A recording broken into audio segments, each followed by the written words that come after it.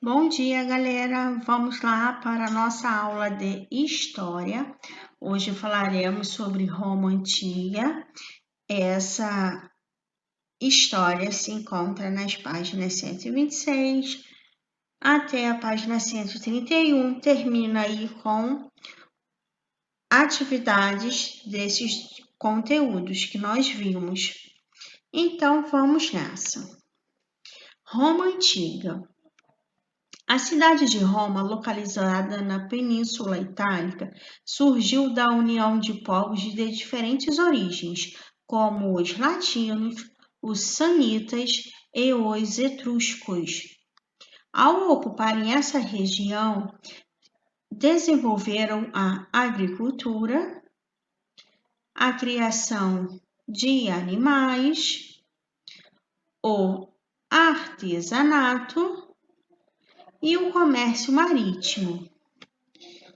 De acordo com o mito, Roma teria sido fundada pelos gêmeos Rômulo e Remo, filhos da união entre uma mulher mortal e Marte, o deus da guerra. Quando eram bebês, a morte deles foi decretada pelos deuses. Para salvá-los, a mãe escondeu os filhos em um cesto que foi lançado ao rio Tibre. Eles teriam sido salvos por uma por uma loba, que os amamentou até serem encontrados por um pastor e sua esposa. Já adultos, os rapazes teriam descoberto suas origens e então fundaram a cidade de Roma. A monarquia e a república da Roma Antiga. A primeira forma de governo de Roma foi a monarquia. Durante a monarquia, o Senado era formado pelo Conselho dos Anciões, responsável por escolher os reis, criar as leis e limitar o poder do rei. Para chegar ao Senado, era necessário ser membro de uma família tradicional e ter exercido cargos públicos. Desse modo, só os mais velhos podiam exercer a função de senador. A monarquia romana chegou ao fim há cerca de 2.600 anos, após uma revolta contra o abuso do poder do rei. Em seu lugar, foi proclamada a República.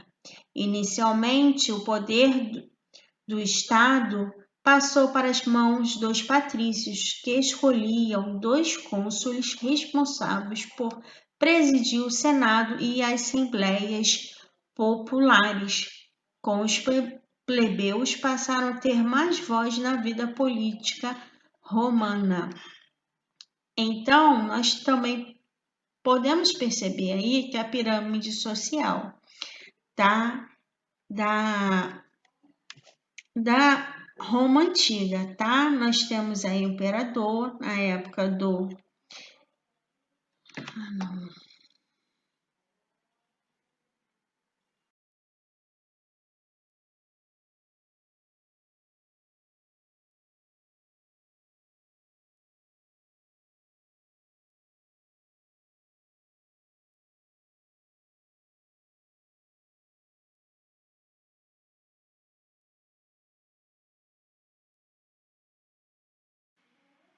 A monarquia e a república na Roma Antiga.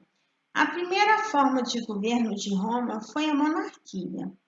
Durante a monarquia, o Senado era formado pelo Conselho dos Anciãos, responsável por escolher os reis, criar as leis e limitar o poder do rei. Porém, a monarquia chegou ao fim há cerca de 2.600 anos após uma revolta contra o abuso de poder do rei. Em seu lugar, foi proclamada a República. Porém, só os privilegiados, os patrícios, poderiam escolher cônsules responsáveis por presidir o Senado e assembleias populares. Com o tempo, os plebeus também passaram a ter mais voz na vida política de Roma. Havia também os escravos, que eram os prisioneiros de guerra. A quantidade de escravos em Roma também variou durante a antiguidade. Em geral, eles eram responsáveis por parte dos trabalhos manuais, como a lavoura e o artesanato. Então, aqui, galerinha, podemos ver nessa pirâmide social da Roma antiga, os patrícios eram o topo dessa pirâmide, tá? Eles eram os grandes proprietários de terra e possuíam os maiores cargos políticos, enquanto os plebeus, né, que era a parte da população mais pobre, que era formada por agricultores, comerciantes e artesãos, eles não tinham logo no início eles não podiam participar da vida política, tá? Só que houve sim uma revolta logo à frente que nós iremos saber, tá ok? Então vamos lá. Os plebeus e a monarquia e a república na Roma antiga. A primeira forma de governo de Roma foi a monarquia. Durante a monarquia, o Senado era formado pelo Conselho dos Anciãos, responsável por escolher os reis, criar as leis e limitar o poder do rei. Porém, a monarquia chegou ao fim há cerca de 2.600 anos após uma revolta contra o abuso de poder do rei. Em seu lugar, foi proclamada a República. Porém, só os privilegiados, os patrícios, poderiam escolher cônsules responsáveis por presidir o Senado e assembleias populares. Com o tempo, os plebeus também passaram a ter mais voz na vida política de Roma. Havia também os escravos, que eram os prisioneiros de guerra. A quantidade de escravos em Roma também variou durante a antiguidade. Em geral, eles eram responsáveis por parte dos trabalhos manuais, como a lavoura e o artesanato. Então, aqui, galerinha, podemos ver nessa pirâmide social da Roma antiga, os patrícios eram o topo dessa pirâmide, tá? Eles eram os grandes proprietários de terra e possuíam os maiores cargos políticos, enquanto os plebeus, né, que era a parte da população mais pobre, que era formada por agricultores, comerciantes e artesãos, eles não tinham logo no início eles não podiam participar da vida política, tá? Só que houve sim uma revolta logo à frente que nós iremos saber, tá ok? Então vamos lá. Os plebeus e a expansão territorial.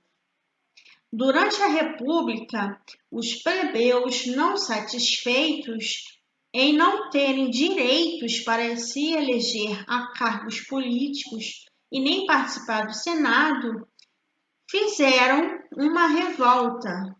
Os movimentos de revolta levaram à criação do tribuno da plebe, o que seria a pessoa responsável por defender os interesses dos plebeus. E fizeram também a lei das 12 tábuas, que estabeleceram os direitos deles. A partir daí, então, os plebeus tiveram uma importância bem significativa na política de Roma. Tanto é que eles podiam se eleger.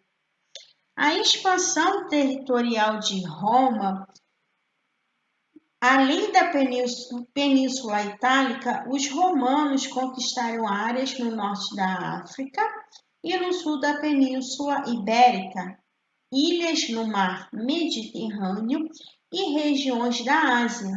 Para controlar esse vasto território, os exércitos tornaram-se profissionais e os comandantes militares ganharam poder político.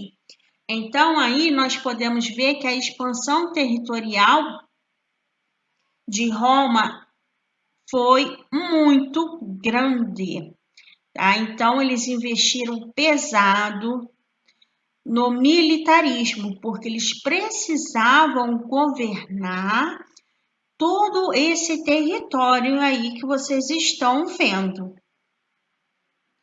A expansão também, galerinha, de Roma contribuiu para uma intensa troca de cultura. Tá? Muitos costumes romanos foram difundidos nas áreas conquistadas, assim como elementos da cultura dos povos dominados foram incorporados pelos romanos. Tá? E uma das coisas que eles deixaram aí foi o quê? A numeração romana, tá, galera? A numeração romana está presente até hoje nos dias atuais, tá? Lembrando que nós podemos repetir somente 3 vezes. O número 1, o número 10, né? Que é o X representado pelo X. O C, que representa o 100, o valor de 100. D representa 500 e o M, 1000. Passou de 3 números, eu não posso repetir. Eu tenho que diminuir esses números, tá certo? Como no 9. Olhem aí o 9. Para escrever o 9, eu não posso colocar o V mais 4 pauzinhos, porque não é permitido. Então, eu faço uma subtração. Eu vou pegar o 10, que é representado pelo X, e diminuir 1. 10 menos 1 dá 9. Então, o 9 é representado pelo pauzinho mais o X, tá certo? Então, essa contribuição romana persiste até hoje, até nos dias atuais. Então, essa foi a nossa aula. Um grande beijo, façam as atividades. Até logo mais.